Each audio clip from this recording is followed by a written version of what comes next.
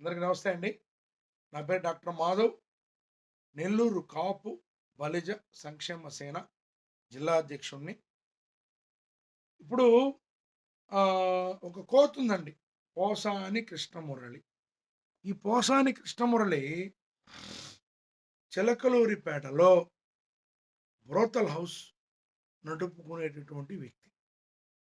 ఇప్పుడు ఏదైతే వాగుతున్నాడో ఈ పోసాని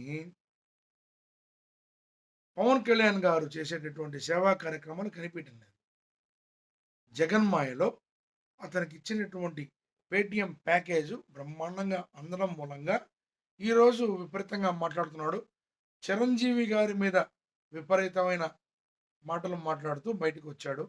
ఒక దళిత వ్యక్తి ప్రకాష్ రాజ్ గారు మా అసోసియేషన్లో నిలబడ్డప్పుడు నువ్వు ఏమాత్రం సపోర్ట్ చేశావు? సపోర్ట్ చేయలేని నువ్వు ఈరోజు చిరంజీవి గారు కాపుల్ని మోసం చేశారు అని అంటున్నావు. నువ్వు ఎవడరా చెప్పడానికి? నీకే బాస్, నువ్వు ఎవడరా చెప్పడానికి? కాపుడు నువ్వా? కాపుగా నువ్వా? బలిజం నువ్వా? నువ్వు ఒక కమ్మని కమ్మ. నువ్వు అక్కడ అంటే చిలకలూరుపేటలో ప్రజారాజ్యం టికెట్ తీసుకోకముందర నువ్వు చిలకలూరుపేటలో బ్రోతల్ హౌస్లో ఎన్ని నడుపుతున్నావో అన్నీ ఉన్నాయి లిస్టు. నేను నిరూపిస్తా. నేను యాజ్ ఏ సివిలియన్ అంటే నార్మల్ పబ్లిక్ సివిలియన్ లాగా నేను నిరూపిస్తా.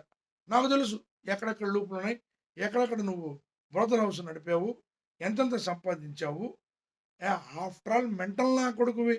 నీకే ఇంత కొవ్వు ఉంటే సమాజం మీద కన్సర్న్ ఉండే మెగా ఫ్యామిలీకి ఎంత ఉండాలిరా? పవన్ కళ్యాణ్ గారు ఏమీ ఆశించకుండా 30 కోట్ల రూపాయలు తన స్వార్జితం సొంత డబ్బులు 3,000 మందికి పంచాడు. నువ్వు ఎంతమందికి పంచావురా? నువ్వు ఎవరికి ఏమి ఇచ్చావురా? మొన్న ఈ మధ్యన నేను సుమన్ టీవీలో నీ ఇంటర్వ్యూ చూసా.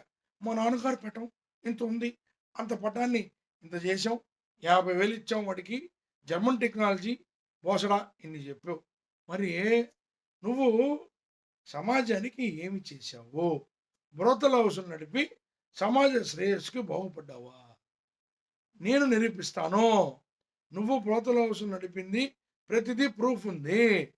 సో అట్లా సంపాదించుకున్న డబ్బులతో నువ్వు వైఎస్ రాజశేఖర రెడ్డి గారి తనయుడైన వైఎస్ జగన్మోహన్ రెడ్డి గారి చెంత చేరి ఈరోజు నీకు దక్కే ప్యాకేజీలతో నువ్వు విపరీతంగా మాట్లాడుతున్నావు.